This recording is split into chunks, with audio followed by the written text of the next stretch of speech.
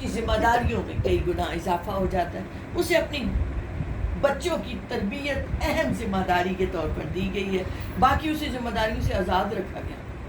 کفالت اس کے شوہر نے کرنی ہے، بیٹی ہے تو باپ نے کرنی ہے، بیوی ہے تو شوہر نے کرنی ہے، ماں ہے تو بیٹے نے کرنی ہے.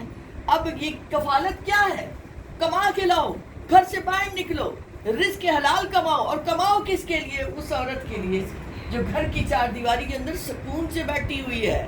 آپ غور کریں تو بطور ڈرائیور اس سیٹ پر بیٹھنا اعصاب اور ذہنی طور پر دباؤ کا باعث ہے، لیکن آپ پچھلی سیٹ پر بیٹھے ہیں، ڈرائیونگ کوئی اور کر رہا ہے تو آپ بڑے پرسکون بیٹھے ہیں. تو میں تو کہتی ہوں یہ تو انجوائے کریں. آپ کو اللہ نے اتنا حقوق دیے ہیں، وہ عزت اور وہ مرتبہ دیے ہیں، اور اسلامی کتب میں آتا ہے عورت کے لیے زیوروں کا بندوبست کرو. زیب و زینت اس کے لیے ہے. اللہ نے تمہیں معاشی طور پر خوشحال بنایا ہے. جس جگہ تم خود رہتے ہو، اے سی میں رہتے ہو، تو تم بیوی کو بھی اسی میں جگہ پہ رکھنا ہے، ماں کو اس سے بہتر جگہ پہ رکھنا ہے جہاں خود رہتے ہو.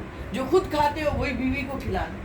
تو بتانا یہ چاہ رہی تھی کہ اس عورت کو آج جو حقوق حاصل ہیں، آج جو ہم خوشیوں کو انجوائے کرتے ہیں، یہ اللہ رب العزت کی طرف سے رسول اکرم صلی اللہ علیہ وآلہ وسلم کی آمد کے باعث ہمیں یہ رتبے اور یہ سب حقوق عطا ہوئے. اب آتے ہیں ذمہ داری جو بچوں کی آتی ہے کہ بچوں کی ہم تربیت کیسے کریں. ماں کو پہلی درسگاہ کہا گیا. پہلا وہ اسکول ہے جہاں سے بچے نے سیکھنا ہے. اور جب عورت پریگننسی کے اس مرحلے سے گزرنا شروع ہوتی ہے، آپ نے کبھی محسوس کیا ہے کہ غذا اس پر کتنا افیکٹ ڈالتی ہے؟ عورت جو غذا کھاتی ہے اس غذا کا بھی اس بچے پر فرق پڑتا ہے جو بچہ ابھی دنیا میں بھی نہیں آیا. اور ہم اسرائیلیوں کا پڑھ رہے تھے کہ وہ کیا کرتے ہیں، جب عورت پریگننٹ ہوتی ہے تو بادام کھلاتے ہیں تاکہ بچے ذہین ہوں. ان کو اتنا وہ پہلے سے خیال ہوتا ہے.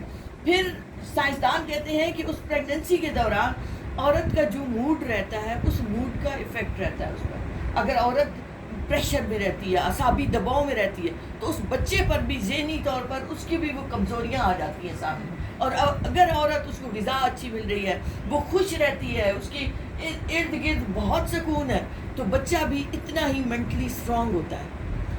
تو جتنا آپ پھر آپ آگے چلیں تو شیخ عبد القادر جیلانی رحمۃ اللہ علیہ، ماں قرآن پڑھتی ہے تو وہ جاتے ہیں مدرسے میں تو 15 پارے انہیں یاد ہوتے ہیں.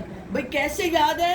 کہ ماں پڑھتی تھی، ماں کی یاد. تو وہ جو ابھی آیا ہی نہیں پوری اس شکل میں، ابھی اس کی بناوٹ ہو رہی ہے، ابھی اس کی تخلیق ہو رہی ہے، اور اس پر اتنا زیادہ ماں کے جذبات کا بھی اثر ہے، ماں کے اعمال کا بھی اثر ہے، ماں کی غذا کا بھی اثر ہے. یہ 3 چیزیں ہو گئی. ماں کی غذا کا، اس کا جسمانی طور پر وہ فٹنس میں آئے گا.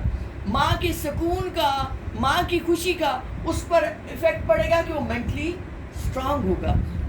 اسی طرح ماں کی عادتوں کا وہ ایز سچ اس پہ افیکٹ پڑ رہا ہے. وہ جتنی عبادت گزار ہے، جتنی نیک ہے، صالح ہے، اس کی نیکی اور صالحیت کا رنگ ضرور آئے گا اس اولاد پر.